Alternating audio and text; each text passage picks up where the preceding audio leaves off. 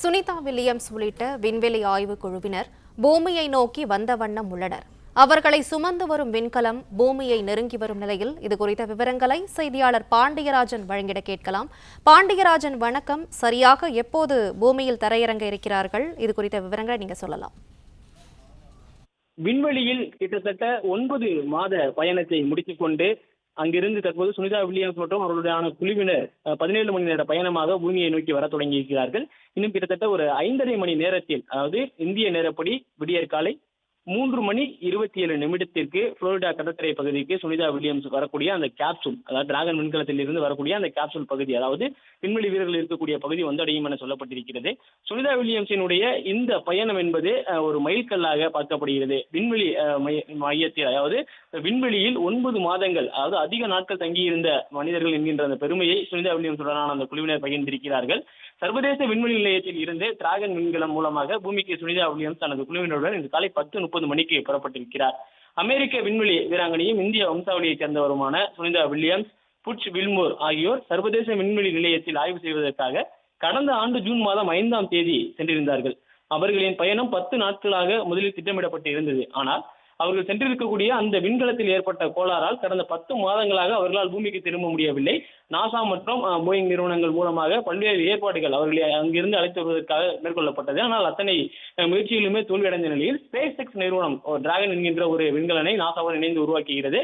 அந்த விண்கலன் விண்வெளிக்கு சென்று அங்கு இருக்கக்கூடிய சர்வதேச விண்வெளி நிலையத்துடன் டாக்கிங் முயற்சி நடைபெற்றது. அந்த விண்கலத்திலும் 4 விண்வெளி வீரர்கள் சென்றிருந்தார்கள். அவர்களை சந்தித்த அந்த காட்சிகள் எல்லாமே NASA minute to minute update செய்து கொண்டே இருக்கிறது. அங்கு இருந்த சுனிதா வில்லியம்ஸ் எவ்வாறு தினசரி அவருடைய வாழ்க்கை இருந்தது, அங்கு அவர்களுடைய அத்தியாவசிய பணிகள், அவருடைய அன்றாட தேவைகள் எல்லாம் எப்படி பூர்த்தி செய்து கொண்டார்கள் என்பது குறித்தெல்லாம் அந்த வீடியோ காட்சிகளை எல்லாம் நாசா வெளியிட்டுக் கொண்டே இருந்தது. அதன் பிறகு கிட்டத்தட்ட 272 நாட்களுக்கு மேலாக அவர்கள் அங்கு இருந்த நிலையில் அவர்களை மீட்கக்கூடிய பணிகளுக்காக இந்த டிராகன் விண்கலம் அங்கு சென்று சுனிதா வில்லியம்ஸ் நமது குழுவுடன் அந்த டிராகன் விண்கலத்தில் புறப்பட்டிருக்கிறார். இந்திய நேரப்படி நாளை அதிகாலை 3:27 மணிக்கு அமெரிக்காவில் உள்ள புளோரிடா கடற்கரை பகுதிகளில் அவர் தரையிறங்குவதற்கான அந்த ஏற்பாடுகள் செய்யப்பட்டிருக்கிறது. குறிப்பாக விண்வெளியில் இருந்து வருவது கிட்டத்தட்ட விண்வெளி பூமியில் இருந்து பூமியினுடைய சுற்றுவட்ட பாதையை தாண்டி தாழ்வட்ட பாதையில் இந்த சர்வதேச விண்வெளி மையம் அமைக்கப்பட்டிருக்கிறது. அங்கு கிட்டத்தட்ட 270 நாட்களுக்கு மேலாக சுனிதா வில்லியம்ஸ் தங்கியிருக்கிறார்.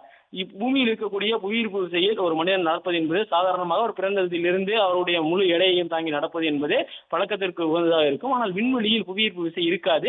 அவர்கள் அங்கு இருக்கக்கூடிய விசையை பயன்படுத்தி தான் அவர்கள் வாழ பழகி இருப்பார்கள். இந்த 270 நாட்களுக்கு மேலாக அவர்கள் பூமியில் இறங்கியவுடன் அவர்கள் நடக்க முடியாது என்றெல்லாம் அறிவியல் பூர்வமாக ஆராய்ச்சியாளர்கள், மருத்துவத்தில் இருக்கக்கூடிய ஆராய்ச்சியாளர்களும் தெரிவித்திருக்கிறார்கள். அவர்களால் சாதாரணமாக உணவு உண்பது, அவர்களுடைய தசைநார்கள் பலவீனமாக இருக்கும், அவர்களுடைய தலைவலி அதிகமாக இருக்கும், வாந்தி மயக்கம் ஏற்படக்கூடிய அந்த பாதிப்புகள் எல்லாம் அவர்கள் சந்திக்க வேண்டியது இருக்கும்.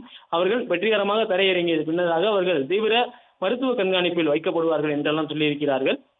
சுனிதா வில்லியம்ஸ், புட்ச் வில்மோர் ஆகியோருடன் நிக் ஹவுக், ரஷ்யாவின் அலெக்சாண்டர் கோர்புனோவ் ஆகியோரும் பூமிக்கு 4 பேரும் திரும்பி இருக்கிறார்கள்.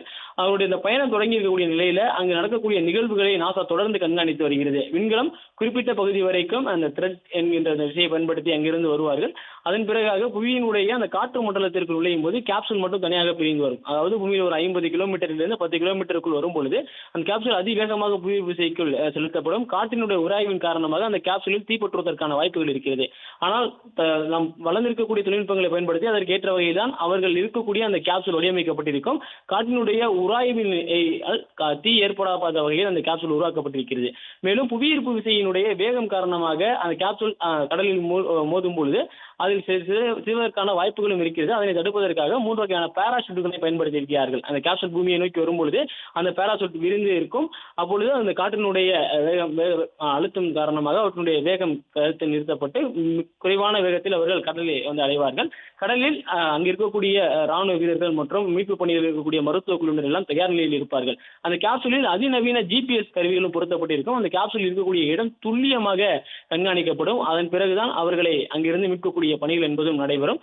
சர்வதேச விண்வெளி மையத்தில் இருந்து இன்று காலை 10:30 மணிக்கு பயணத்தை தொடங்கி இருக்கிறார்கள். அதாவது இந்திய நேரப்படி 17 மணி நேர பயணம். நாளை காலை அதிகாலை இந்திய நேரப்படி 3:27 மணிக்கு தரையை வந்து அடைவார். அதாவது பூமியில் இருக்கக்கூடிய கடற்பரப்பை சுனிதா வில்லியம்ஸ் வந்து அடைவார்.